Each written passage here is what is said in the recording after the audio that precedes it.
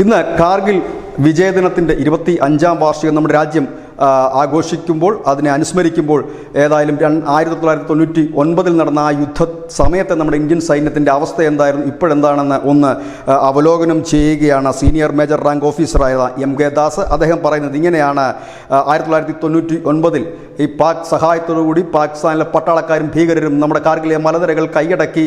ഇത് നാം അറിഞ്ഞില്ല, അത് നമ്മുടെ ഇൻ്റലിജൻസിൻ്റെ ഏറ്റവും വലിയ പോരായ്മയായിരുന്നു. അതിനുശേഷം നാം പടപൊരുതി 1999 മെയ് 3 മുതൽ നാം അത് ആ മലനിരകൾ തിരിച്ചുപിടിക്കാൻ നടത്തിയ പോരാട്ടം 99 ജൂലൈ 26 വരെ നീണ്ടുനിന്നു. 527 നമ്മുടെ ധീരജവാന്മാർ വീരമൃത്യു വരിച്ചു. 1363 സൈനികർക്ക് പരിക്കേറ്റു.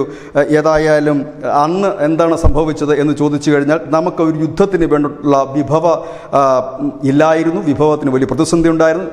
കാർഗിൽ പോലെ വലിയ തണുത്തുറഞ്ഞ മലനിരകളിൽ ഉപയോഗിക്കാനുള്ള വസ്ത്രം പോലും ഇല്ലായിരുന്നു. വാഹന സൗകര്യങ്ങൾ കുറവായിരുന്നു, വാഹനങ്ങൾ നമുക്ക് കുറവായിരുന്നു. ഒപ്പം തന്നെ കമ്മ്യൂണിക്കേഷൻ അതിൻ്റെ ആ സംവിധാനങ്ങൾക്ക് അപര്യാപ്തതയുണ്ടായിരുന്നു. അങ്ങനെ വലിയ പ്രതിസന്ധികൾക്കിടയിലാണ് നമ്മുടെ ധീരജവാന്മാർ പോരാടിയതും പാക് പട്ടാളത്തിൻ്റെ കയ്യിൽ നിന്നും അല്ലെങ്കിൽ ഭീകരരുടെ കയ്യിൽ നിന്നും ഈ കാർഗിൽ മലനിരകൾ തിരിച്ചുപിടിച്ചു. സൈന്യത്തിൻ്റെ മനോവീര്യം ഒന്നുകൊണ്ട് മാത്രമാണ് ഈ യുദ്ധത്തിൽ നമുക്ക് ജയിക്കാൻ കഴിഞ്ഞതെന്ന് MK ദാസ് പറയുന്നു. ഏതായാലും ആ ഒരു യുദ്ധത്തിന് ശേഷം എന്താണ് സംഭവിച്ചത്? ആ യുദ്ധത്തിന് മറ്റൊരു പ്രത്യേകത കൂടി ഉണ്ടായിരുന്നു. അത് സൈനികർക്ക് കൂടുതൽ അപകടകരമാകുകയും ചെയ്തിരുന്നു. ആദ്യമായിട്ടാണ് ഇന്ത്യയിൽ നടക്കുന്ന ഒരു ഏറ്റുമുട്ടൽ മാധ്യമങ്ങൾ തത്സമയം സംപ്രേഷണം ചെയ്തത് ഈ കാർഗിൽ യുദ്ധസമയത്തായിരുന്നു. ഇത് സൈനികരുടെ ജീവൻ തന്നെ അപകടത്തിലാക്കുന്ന നിലയിലേക്ക് എത്തിയിരുന്നു.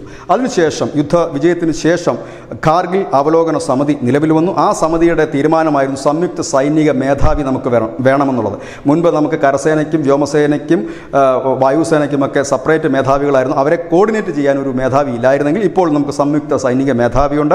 കൂടുതൽ ആധുനിക യുദ്ധോപകരണങ്ങൾ വന്നു, വാഹനങ്ങൾ വന്നു, സൈനികർക്ക് ബുള്ളറ്റ് പ്രൂഫ് ജാക്കറ്റുകൾ വന്നു, ഇസ്രയേലിൽ നിന്നും മറ്റും ഇറക്കുമതി ചെയ്ത അത്യാധുനികമായ കമ്മ്യൂണിക്കേഷൻ സംവിധാനങ്ങളും ഒപ്പം തന്നെ തോക്കുകളും നമ്മളുടെ സൈനികർക്ക് ലഭിച്ചു. ഇതുകൂടാതെ പർവ്വത മേഖലയിൽ മാത്രം ആക്രമണം നടത്താൻ കഴിവുള്ള ഒരു ബറ്റാലിയൻ രൂപീകരിക്കുകയും ചെയ്തു. അതാണ് 1999 അതിനുശേഷവും നമ്മുടെ സൈന്യത്തിനും രാജ്യത്തിനും വന്ന മാറ്റം. ഈ കാർഗിൽ യുദ്ധസമയത്ത് നമ്മുടെ സൈന്യത്തിന് കരുത്തു പകർന്ന ഇന്ത്യൻ ജനത തന്നെയായിരുന്നു. ഒറ്റക്കെട്ടായി അവർ രാജ്യത്തിന് പിന്നിൽ അണിനിരക്കുന്ന കാഴ്ച കൊണ്ട് ഏതായാലും ആ ഒരു വലിയ ധീര യുദ്ധത്തിൽ വീരമൃത്യു വരിച്ച ജവാന്മാർക്ക് ഒരു ബിഗ് സല്യൂട്ട് നൽകിക്കൊണ്ട് നമ്മൾ അവസാനിപ്പിക്കുന്നു. News India Malayalam.